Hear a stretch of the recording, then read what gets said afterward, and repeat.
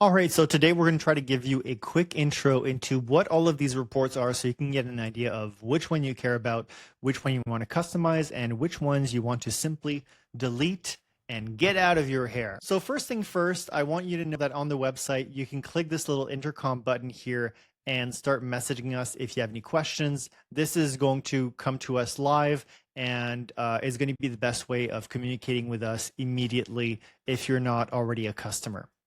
Secondly, we have the Start Here page. So this will bring you to any report.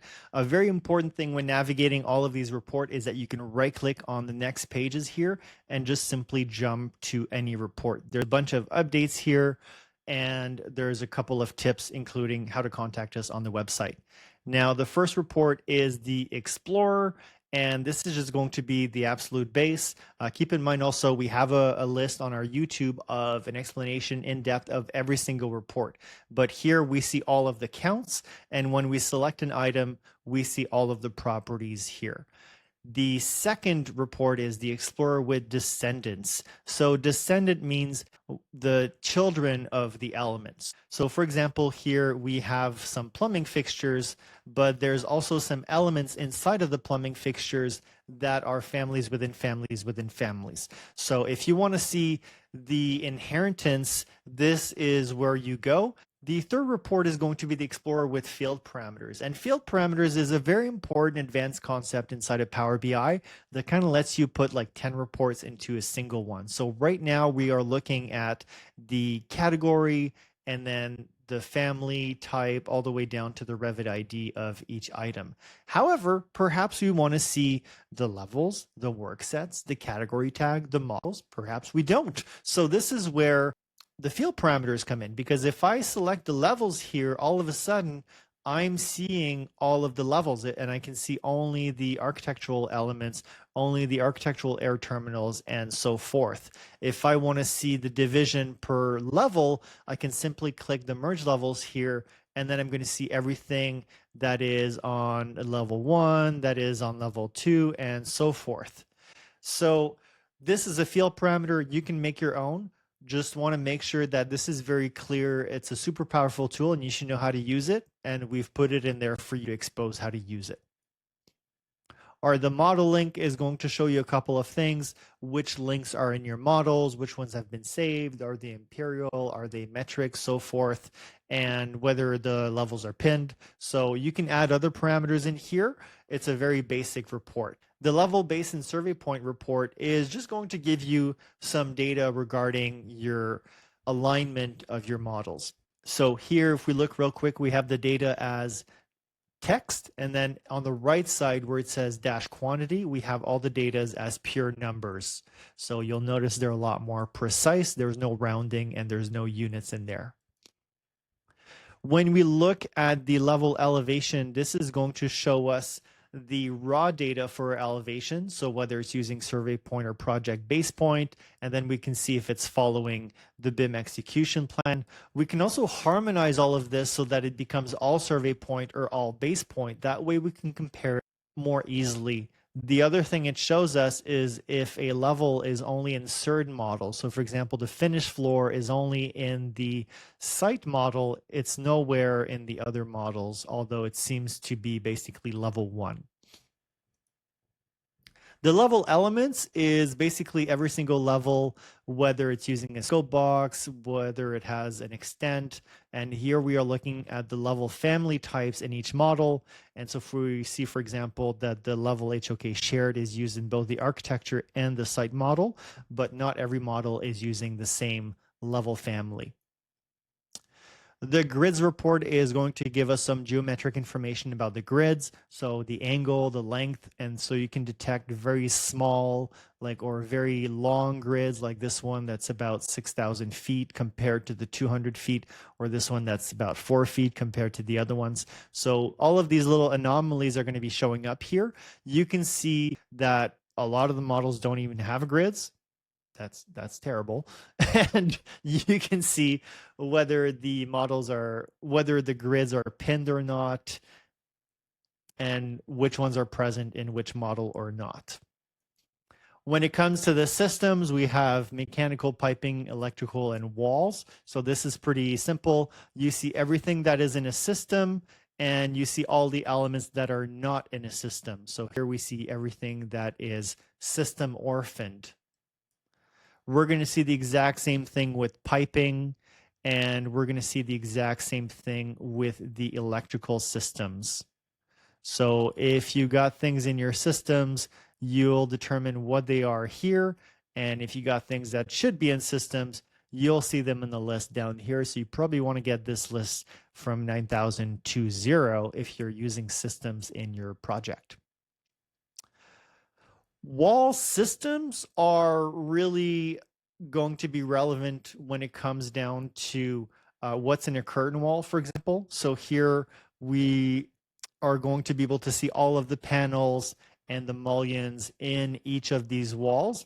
And notice we're also pulling in all of the data, if it's present, about how many elements are there, what's the area of these panels, what's the length of these walls, what's the width and the height of these panels or mullions, and so forth. So this goes into more detail about all of the walls, especially for somebody like an estimator. Okay, so the mesh top offenders is going to show you what are your worst geometry, what's making your model slow. So almost 10% of this model is made out of these desks, and that's ridiculous, right? It's 27 million triangles in the model in total. And if we pick the 5 worst families, really quickly, we see they're almost responsible for 30% of the model. So you can go in, fix those families, and make your entire model a lot faster for everybody that's collaborating on it.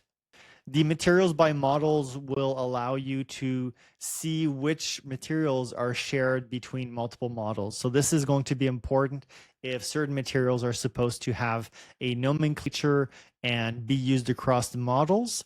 And this is going to help you set up your standard and understand who has a bunch of material and who doesn't, which models are problematic and which ones are not. And if you just select the material, you'll see where it's located. In the materials by category, we go much deeper. Here we are asking for each categories, which materials are there on here. So for example, we see there's 9 materials for the ceilings, and we can see their areas and volumes and so forth. We can also use the field parameter to perhaps split this entire thing per model. So now I'm going to get the same list, but only for the architecture, only for the MEP, and so forth. In the categories by material, we are flipping the whole thing around. So we are saying for each material, which categories are in there. So for example, the concrete is going to be present in all of these categories. So walls, floor, structural framing, etc. And if we keep drilling down, we're going to see the name of the families and the type of the families, if there is one, all the way down to the Revit IDs. And as usual, we get the area, volumes, and number of elements that are affected. So this is going to be great if you want to have a tight hold onto your material standardization process for your standards. Okay, the materials property is going to let you select a material and everything that has that material and then see the properties of those elements. So if you're doing a concrete analysis, you want to see everywhere the concrete is present and what the heck it is, if there's anything special about those elements. You're going to be able to see all of the elements parameter in this table here. Compound materials are really these types of sandwich materials. So we're talking about walls, ceilings, floors, roofs, and so forth. So if you look at a wall, for example, there's going to be multiple types of walls, and they're going to have these layers. This particular wall has 3 types of materials, and there's 12 instances of them. This one has 4 types of layers. This one has 4 types of materials. So we see the materials in 5 different layers for this exterior profile metal wall. As well, we see all of the parameters of the wall, which can give us indications about the fire rating, where it is, what kind of paint is on it, and so forth. So this is going to be really useful for understanding walls, ceilings, floors, roofs, etc. Anything that has multiple layers inside of the composition. The material name audit, as you probably guessed, is really looking at the material name. So we're looking at long names, names with lots of characters, names with special characters. If you have illegal special characters like commas, for example, well, you can find them very easily in all of your materials using the name material audit. The warnings report is where we make warnings digestible. So we let you, so if you drill all the way up, you're going to see how many warnings are in each model. You're going to see the severity of those warnings, which you can change based on your own classification. And then you're going to see much shorter descriptions of what the warnings are. So if we look at the original warnings, they're somewhat nebulous or confusing or very long to read. And so we've rewritten all of them and also given them categories like this is modeling error, this is stair error, this is a room error. So this allows you to chop the types of errors with a lot more precision, or perhaps even just focus on the high severity warnings or the medium severity warnings and ignore everything else that could be irrelevant to you. In the family naming audit, we are doing the same thing as in the naming audit for the materials. So we're looking at long names, we're looking at number of special characters, how many spaces, how many elements are affected, and we're doing this for both the family name and the family type name. So if you got a naming standard, this is where you start, and this is where you tighten your grip and your control on the data quality. In place families report will show you all of the families that are in place. So you can see very bad modeling practices like having hundreds of random structural framing instead of using a real structural framing family. So here you can decide whether these families are appropriate or not, and just dig into where they are, what the parameters are, and so forth. And then you can tell people whether they need to create a proper family or if it's acceptable. Same thing with the families with no geometry. There's no 3D viewer because there's no geometry, but here you can determine if it's valid or not, like a door opening could be a valid thing to use, whereas something like a toilet that's just drawn in 2D is going to show up in here. Whereas if you have somebody that just drew a sink in 2D instead of properly modeling it, it's also going to show up in here. So there's going to be some valid things, some invalid things. This gives you the tool to make the decision about the validity of the decision. Face filter just looks at all your face filters, shows you anywhere where there's a missing face filter, and shows you anywhere where the definition of the face filter is different. And then it also floats those errors as simple numbers. The phase report shows you what's on each phase, when it's created and when it's demolished, if that is even the case. And so here quickly we can see that this shouldn't be on existing. This should be created in the new construction. There's no way this is what they started building on, when there was an empty site. The groups is going to show you all of the groups that you have in your model, all of the components in that group. And that's it. So if you have a bunch of groups, this is a great report to manage and understand what's in those groups. The workset report will show you what's on a workset, assuming you have worksets. So here, for example, if we have worksets for lights and we start seeing plumbing fixtures, we know there's a problem. The workset categories is going to highlight categories that are in more than one model, and then if you expand it, you're going to be able to verify that they are on the proper work set. So for example, a coordination work set and a proper electrical work set.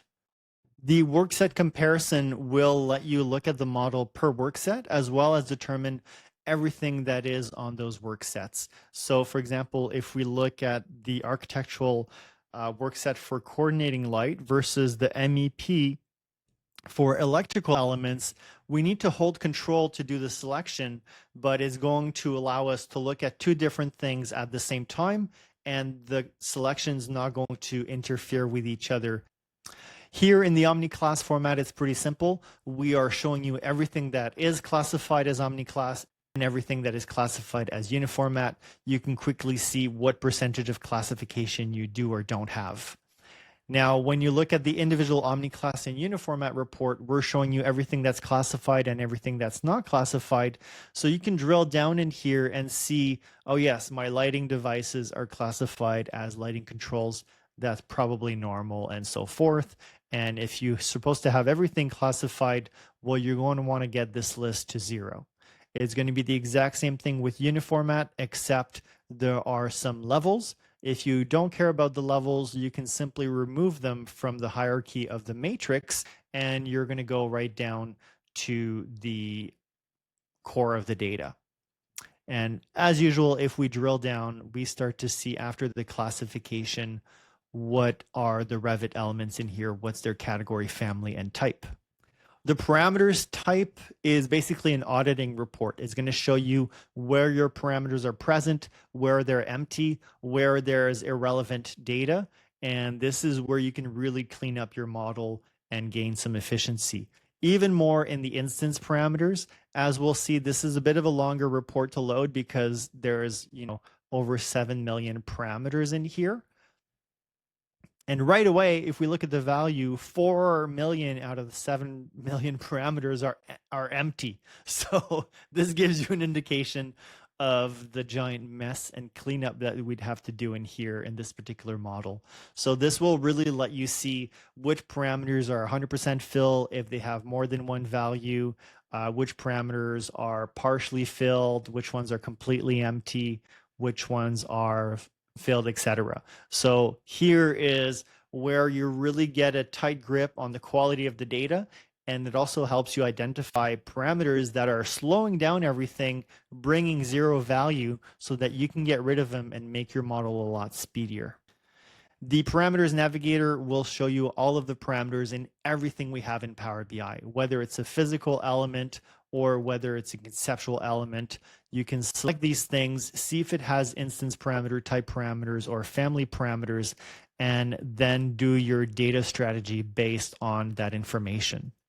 The value navigator will let you pick elements based on their parameter values. So here we see everything that has a function that's exterior, and here we see everything that has a function that's interior.